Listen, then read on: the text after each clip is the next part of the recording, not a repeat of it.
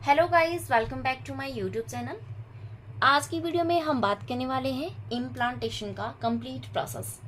Implantation के process में 4 stages आती हैं। उन चारों स्टेजेस को हम डिटेल में डिस्कस करेंगे with the help of diagram. और लास्ट में हम बात करेंगे कि हार्मोन्स जो होते हैं वो किस तरह से कंट्रोल करते हैं इम्प्लांटेशन के प्रोसेस। सो चलिए अब बात कर लेते हैं कि इम्प्लांटेशन क्या होती है। इम्प्लांटेशन के बारे में बात करने से पहले हम डिस्कस कर लेते हैं कि फर्टिलाइजेशन क्या होती है। फर्टिलाइजेशन में मेल और फीमेल गैमेट जो है वो आपस में फ्यूज होते हैं, और जो मेल गैमेट होता है मतलब जो स्पर्म होता है वो फीमेल एग को फर्टिलाइज करता है, और उसके अंदर जब मेल गैमेट का जो न्यूक्लियस है वो चला जाता है तो दोनों के न्यूक्लियस आपस में फ्यूज होते हैं और वो एक जाइगोट की फॉर्मेशन करते हैं। तो जब जाइगोट की फॉर्मेशन हो जाती है उसके बाद एक नेक्स्ट प्रोसेस आता है जिसको बोलते हैं क्लीवेज। अब क्लीवेज में क्या होता है, जो एक सिंगल सेल जाइगोट है वो मल्टी सेलुलर स्ट्रक्चर में कन्वर्ट हो जाती है। मतलब एक सिंगल सेल है जाइगोट का, उसके अंदर डिविजन्स होगी, बहुत सारी डिवीजन होगी। पहले उसमें फर्स्ट स्टेज आती है मोरोला की फॉर्मेशन। मोरोला जो होता है वो 16 सेल टू 32 सेल स्टेज होती है। ठीक है, अब जो ये मोरोला की फॉर्मेशन हो गई उसके बाद इसमें नेक्स्ट स्टेज आती है ब्लास्टुला की फॉर्मेशन, यानी कि ब्लास्टोसिस्ट की फॉर्मेशन। अब ब्लास्टोसिस्ट की फॉर्मेशन भी हो चुकी है। अब जब ब्लास्टोसिस्ट की फॉर्मेशन हो गई है, ये सारा जो प्रोसेस ये फैलोपियन ट्यूब में होता है और वहां से थोड़ा थोड़ा आगे आगे मूव करता रहता है और ये यूट्रस में आ जाता है। मतलब जो ब्लास्टोसिस्ट होता है वो यूट्रस में पहुंच गया। अब उसको यूट्रस में आकर एक ऐसी जगह चाहिए होती है जहां पर वो आगे की जो फर्दर डेवलपमेंट होनी है उसको कंप्लीट कर सके। मतलब एम्ब्रियो की जो आगे डेवलपमेंट होनी है वो एक फिक्स प्लेस पे होती है। फिक्स प्लेस पर इसलिए होती है क्योंकि एक एम्ब्रियो को डेवलप होने के लिए बहुत सारे फैक्टर्स की जरूरत पड़ती है, बहुत सारे नरिशमेंट चाहिए होती है उसको, और जो वो वेस्ट प्रोडक्ट सिक्रेट करता है उनको भी एक इस तरह का मीडियम चाहिए होता है जिससे वो अपना जो वेस्ट मटेरियल है उसको वो बाहर सिक्रेट कर सके। ठीक है, तो इसके लिए क्या होता है, इसके लिए ब्लास्टोसिस्ट को एक पर्टिकुलर प्लेस के ऊपर अटैच करवाया जाता है, जिस प्रोसेस को हम बोलते हैं इम्प्लांटेशन। तो जो इम्प्लांटेशन है इसकी जरूरत इसलिए पड़ती है क्योंकि जब एक एम्ब्रियो की डेवलपमेंट होती है तो उसके लिए जो नरिशमेंट चाहिए होती है या उसका जो वेस्ट प्रोडक्ट है उसको जब बाहर फेंकना होता है तो वो सारा प्रोसेस जो होता है वो मदर के साथ जब एक एम्ब्रियो का कनेक्शन बनता है उसके थ्रू होता है। ठीक है, सो इसमें ब्लास्टोसिस्ट का क्या करता है, इसमें वो मदर के साथ एक कनेक्शन बना देता है। ठीक है, उसके साथ कनेक्शन बना देता है ताकि जो ब्लड सप्लाई है वो डेवलपिंग एम्ब्रियो को अच्छे से मिल सके, और उस ब्लड सप्लाई के थ्रू ही वो न्यूट्रिशन वहां तक पहुंचती है और वेस्ट प्रोडक्ट जो होते हैं वो वहां से बाहर चले जाते हैं। सो जो ये इम्प्लांटेशन का प्रोसेस है ये होता है 6 से 10 दिन के बीच में। मतलब फर्टिलाइजेशन के बाद 6वें दिन से लेकर 10वें दिन तक जो ये प्रोसेस हो जाता है, और जनरली ये 7th डे पे हो जाता है, बट 6 से 10 दिन के बीच में ये कभी भी हो सकता है। सो इसके मैकेनिज्म में क्या होता है, जब एक ब्लास्टोसिस्ट जो होता है वो यूट्रस के एंडोमेट्रियम के क्लोज आता है। ठीक है, ब्लास्टोसिस्ट है वो यूट्रस के अंदर आ गया, यूट्रस के अंदर वो जो इसका एंडोमेट्रियम लेयर होती है यूट्रस की उसके क्लोज में जब ये आता है तो उसमें क्या होता है, जो यूटेराइन एंडोमेट्रियल एपिथेलियम होता है उसकी जो कैपिलरीज होती हैं और उसकी जो वॉल्स होती हैं वो क्या होती है, वो उसकी परमिएबिलिटी जो है वो इंक्रीज हो जाती है। मतलब यूट्रस की जो कैपिलरीज होती हैं उसमें और उसकी जो वॉल होती है वो परमिएबल हो जाती है ताकि उसमें से जो गैस मॉलिक्यूल्स है या फिर वाटर मॉलिक्यूल्स है वो इजीली पास हो सके। ठीक है, और एक लोकल स्ट्रोमल ऑडिमा वहाँ पे डेवलप हो जाता है। ये जो एंडोमेट्रियम है ये first sign of decidual cell reaction का शो करता है। मतलब इसमें डेसिडुअल सेल रिएक्शन होता है। सो डेसिडुअल सेल रिएक्शन कहाँ पे होता है, एंडोमेट्रियम जो होता है इसके अंदर एक स्पेशलाइज्ड लेयर होती है सेल्स की जिसको हम बोलते हैं डेसिडुआ। ठीक है, इस डेसिडुआ के अंदर जो चेंजेस होते हैं उसको हम बोलते हैं डेसिडुअल सेल रिएक्शन। ठीक है, ये जो डेसिडुअल सेल रिएक्शन है ये इसलिए इम्पॉर्टेंट होता है ताकि जो ब्लास्टोसिस्ट है वो अच्छे से इम्प्लांटेशन चैम्बर के अंदर जो है वो फिक्स हो सके। मतलब डेसिडुअल सेल्स जो होते हैं वो इम्प्लांटेशन चैम्बर बना देते हैं, मतलब एक जगह क्रिएट कर देते हैं जिसके अंदर वो ब्लास्टोसिस्ट को रख सकें। सो डेसिडुअल सेल रिएक्शन क्या होता है, जो एपिथेलियम होता है एंडोमेट्रियम का, एंडोमेट्रियम की जो डेसिडुआ लेयर है वो डिस्टर्ब हो जाता है और उसमें जो फाइब्रोब्लास्ट सेल्स होते हैं वो ट्रांसफॉर्म हो जाते हैं ग्लाइकोजन फील्ड सेल्स के अंदर, ठीक है। मतलब जो एपिथेलियम है वो ब्रेक हो गया, वो डिस्टर्ब हो गया, उसकी जो अरेंजमेंट है वो डिस्टर्ब हो गई, ताकि उसके अंदर जो है वो जो ब्लास्टोसिस्ट है वो उसके अंदर जा सके। और जो एरिया ऑफ कांटेक्ट है, मतलब जहाँ पे ब्लास्टोसिस्ट ने कांटेक्ट किया एंडोमेट्रियम के साथ, वो वाला एरिया जो है वो हाईली वेस्कुलर हो जाता है। वो हाईली वेस्कुलर हो जाता है मतलब वहाँ पे एक वेसल की शेप बन जाती है, ठीक है। और उस वेसल की शेप बनने के बाद क्या होता है, जो डेसिडुअल सेल्स होते हैं वो इम्प्लांटेशन जो चैम्बर है उसको फॉर्म कर लेते हैं। इम्प्लांटेशन चैम्बर फॉर्म हो गया तो वहां पर ब्लास्टोसिस्ट की इम्प्लांटेशन हो जाएगी, ठीक है। और जो ट्रोफोब्लास्ट सेल्स हैं, मतलब जो ब्लास्टोसिस्ट है उसमें 2 लेयर्स होती हैं, एक ट्रोफोब्लास्ट और इनर सेल मास। जो बाहर की लेयर होती है उसको बोलते हैं ट्रोफोब्लास्ट। जो ये ट्रोफोब्लास्ट होते हैं ये क्या करते हैं, ये यूटेराइन एपिथेलियम जो है उसको ये पेनिट्रेट करते हैं, मतलब उसको ये उसमें छेद करने की कोशिश करते हैं, उसको तोड़ने की कोशिश करते हैं with the help of cytolytic और मैकेनिकल एक्टिविटी, ठीक है। जो इम्प्लांटेशन का प्रोसेस है इसमें कुछ एंजाइम्स हेल्प करते हैं जिनको बोलते हैं प्रोटियोलिटिक एंजाइम्स। मतलब जो ट्रोफोब्लास्ट लेयर होती है ब्लास्टोसिस्ट की, वो कुछ एंजाइम्स सिक्रेट करती हैं, प्रोटियोलिटिक एंजाइम्स, जो इम्प्लांटेशन के प्रोसेस में हेल्प करते हैं। और जो ह्यूमन फीमेल्स होती हैं उनके अंदर जो इम्प्लांटेशन का प्रोसेस है ये इंटरस्टिशियल होता है। इंटरस्टिशियल का मतलब है कि ये अंदर जाकर होता है। इसमें जो ब्लास्टोसिस्ट है वो अंदर डीप चला जाता है एंडोमेट्रियम में, इसलिए इसको बोलते हैं इंटरस्टिशियल टाइप ऑफ इम्प्लांटेशन। अब हम इसके स्टेजेस के बारे में डिस्कस कर लेते हैं।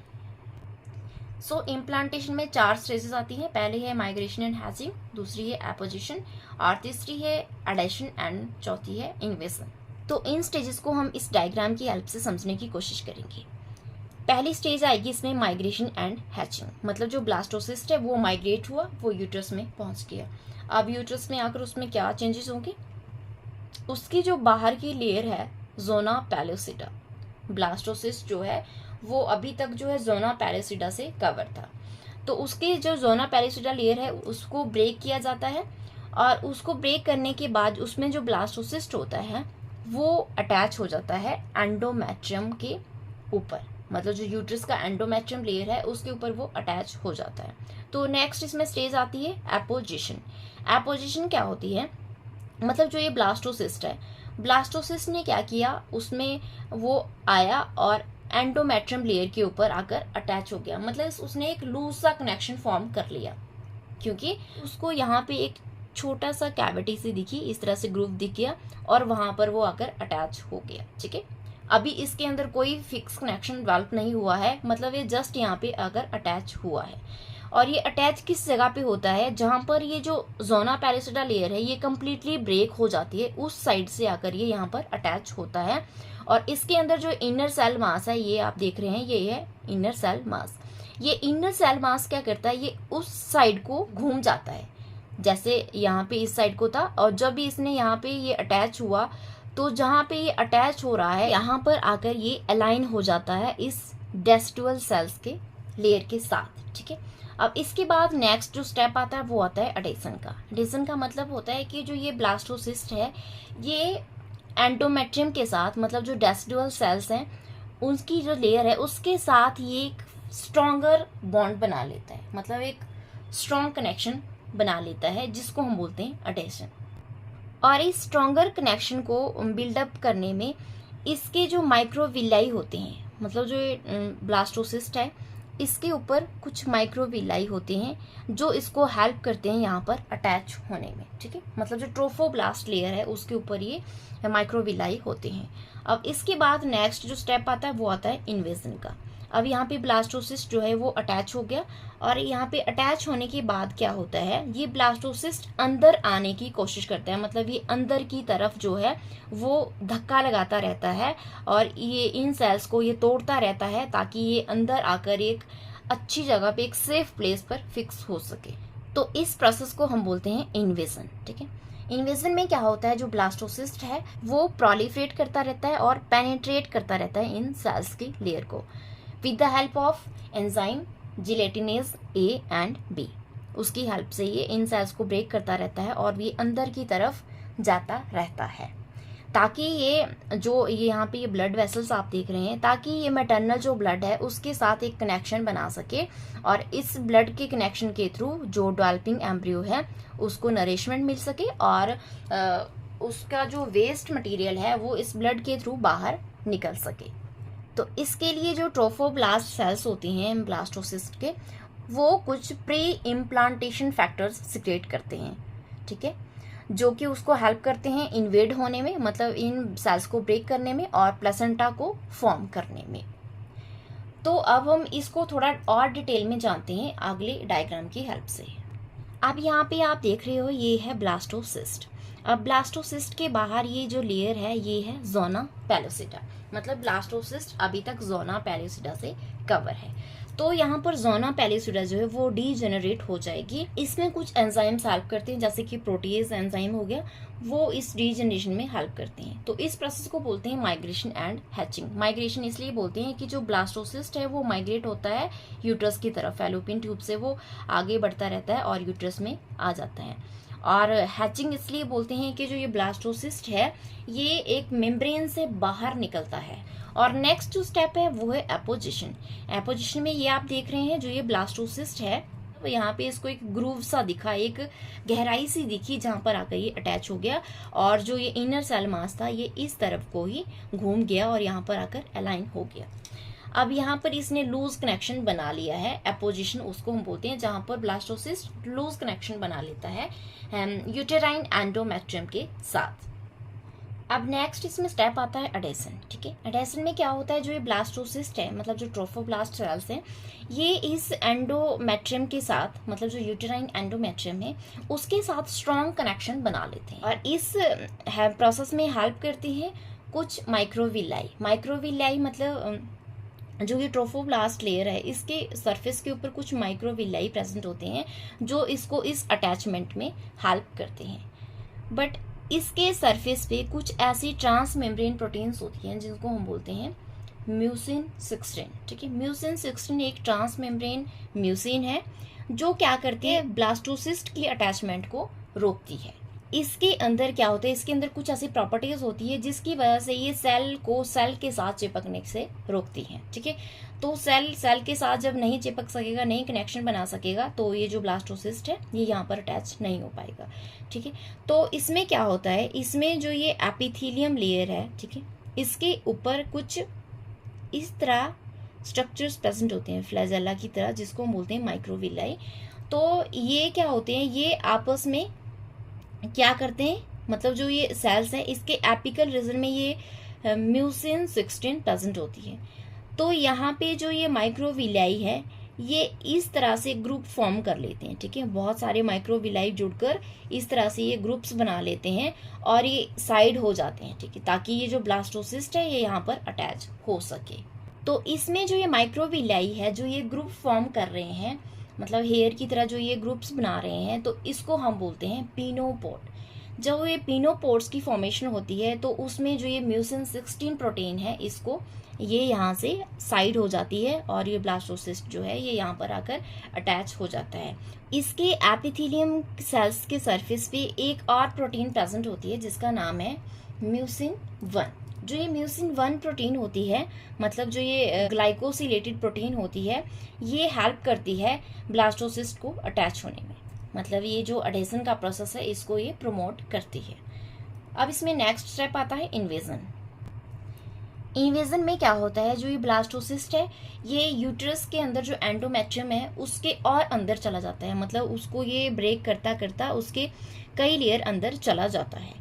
तो इसमें क्या क्या चेंजेस आते हैं, इसमें जब ब्लास्टोसिस्ट जो है वो अंदर को चला जाता है, तो जब ये ब्लास्टोसिस्ट जो है ये अपने नेबर सेल्स के कांटेक्ट में आता है, मतलब जब ये पेनिट्रेट होता है अंदर तक तो ये अपने नेबर सेल्स के कांटेक्ट में आता है और ये ट्रांसफॉर्म हो जाता है मल्टी न्यूक्लिएट टिश्यू में, जिसको बोलते हैं सिनसाइटोट्रोफोब्लास्ट। अब जो सिनसाइटोट्रोफोब्लास्ट और जो ये ट्रोफोब्लास्ट लेयर है इसके बीच में जो सेल्स प्रेजेंट होते हैं उनको बोलते हैं साइटोट्रोफोब्लास्ट। ये जो मैंने डायग्राम दिखा रखा है आपको, आप इसको इस तरह से इमेजिन करिएगा, ठीक है, ये इस डायरेक्शन में है, मतलब यहाँ से ये इसके कांटेक्ट में आया। अब यहाँ पर इसने जब इसके साथ कनेक्शन बना लिया तो यहाँ पे इसने डेवलप किया सिनसाइटोट्रोफोब्लास्ट।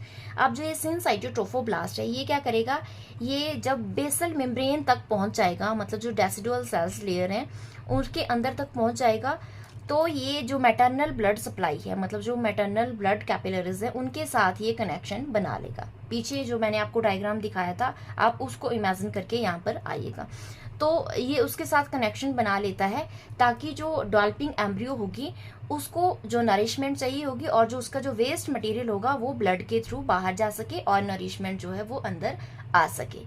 तो इस प्रकार से जो इम्प्लांटेशन का प्रोसेस है वो कंप्लीट होता है। अब जब ये ब्लास्टोसिस्ट जब है इसकी जो इम्प्लांटेशन हो जाती है उसके बाद जो सेल्स जो इसने ब्रेक किए, मतलब जब ये कई लेयर्स को ये तोड़ता ये अंदर तक आया है, तो सेल्स की लेयर्स जो ब्रेक हुई है उसको एक प्रोटीन जो है वो सील करती है जिसका नाम होता है फाइब्रिन प्लग। जो फाइब्रिन प्लग है वो क्लॉट फॉर्म कर लेती है और जो मतलब डैमेज हुए हैं सेल्स उनको वो आपस में जोड़कर वापस से जैसे वो पहले थे सेल्स उस तरह से उसको बना देती हैं। सो आफ्टर इम्प्लांटेशन जो एंडोमेट्रियम है यूट्रस का उसमें कई चेंजेस आते हैं और वो डेसिडुआ की फॉर्मेशन करता है जो कि डिफ्रेंशिएट होता है 3 पार्ट्स में।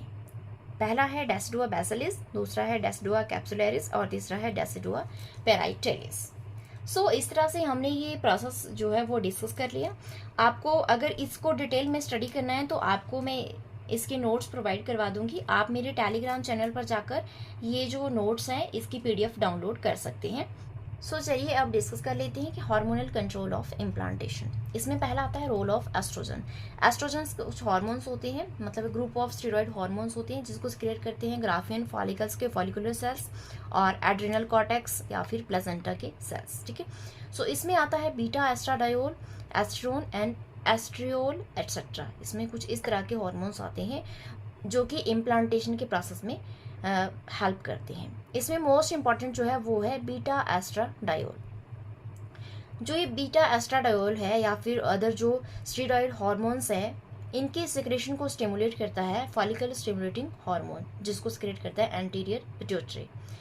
अब जो ये एस्ट्रोजन हार्मोन्स है इनकी सिक्रेशन को स्टिमुलेट करता है follicle stimulating hormone of anterior pituitary. Anterior pituitary एक हार्मोन सिक्रेट करता है फॉलिकल स्टिमुलेटिंग हार्मोन जो इसको स्टिमुलेट करता है एस्ट्रोजन की सिक्रेशन को। और जो एस्ट्रोजन जो ये हार्मोन है ये क्या करते हैं, जो यूट्रस होता है उसको ये एनलार्ज कर देते हैं उसके एपिथेलियल सेल्स को और उसको हाईली वेस्कुलर बना देते हैं और हाईली ग्लैंडुलर बना देते हैं ताकि वो इम्प्लांटेशन के लिए प्रिपेयर हो सके। इसी तरह से दूसरे इसमें आते हैं रोल ऑफ प्रोजेस्टेरोन। जो प्रोजेस्टेरोन हार्मोन है ये क्या है, ये स्टेरॉइड हार्मोन्स है जिसको सिक्रेट करता है कॉर्पस ल्यूटियम। मेंस्ट्रुअल साइकिल में आपको कॉर्पस ल्यूटियम क्या होता है वो पता चल जाएगा, आप ये वीडियो मेरे चैनल पर जाकर देख सकते हैं। और कुछ स्मॉल अमाउंट में इसको सिक्रेट करता है एड्रिनल कॉर्टेक्स और प्लेसेंटा। ठीक है, सो जो ये प्रोजेस्टेरोन हार्मोन है इसकी सिक्रेशन को भी स्टिमुलेट करता है ल्यूटिनाइजिंग हार्मोन जिसको एंटीरियर पिट्यूटरी सिक्रेट करता है। अब जो ये प्रोजेस्टेरोन है ये क्या करता है, जो यूटेराइन सेल्स हैं उनके ऊपर एक्ट करता है। ये उन सेल्स के ऊपर एक्ट करता है जो कि पहले स्टिमुलेट हो चुके हैं एस्ट्रोजन हार्मोन से। मतलब पहले जो हमने हार्मोन डिस्कस किया एस्ट्रोजन, उसने जिन सेल्स को स्टिमुलेट कर दिया है उन सेल्स के ऊपर ये प्रोजेस्टेरोन हार्मोन एक्ट करेगा और जो प्रोलिफरेशन है एंडोमेट्रियम की उसको ये स्टिमुलेट करेगा और जिसकी वजह से जो इम्प्लांटेशन का प्रोसेस है उसके लिए जो यूट्रस है वो तैयार हो जाएगा और उसमें जो ब्लास्टोसिस्ट है उसकी इम्प्लांटेशन होगी। और जो ये हार्मोन है ये हेल्प करता है इम्प्लांटेशन के प्रोसेस में, प्लेसेंटा की फॉर्मेशन में भी, और जो नॉर्मल डेवलपमेंट होती है फीटस की उसमें भी ये हार्मोन रोल प्ले करता है। सो इस टॉपिक को पूरा डिटेल में स्टडी करने के लिए अगर आपको मेरी नोट्स चाहिए तो आप मेरे टेलीग्राम चैनल पर जाकर वहाँ से इसकी PDF डाउनलोड कर सकते हैं। सो अगर आपको मेरी वीडियो पसंद आई हो तो मेरी वीडियो को लाइक करना, मेरे चैनल को सब्सक्राइब करना और वीडियो को ज़्यादा से ज़्यादा शेयर करना। Thank you for watching.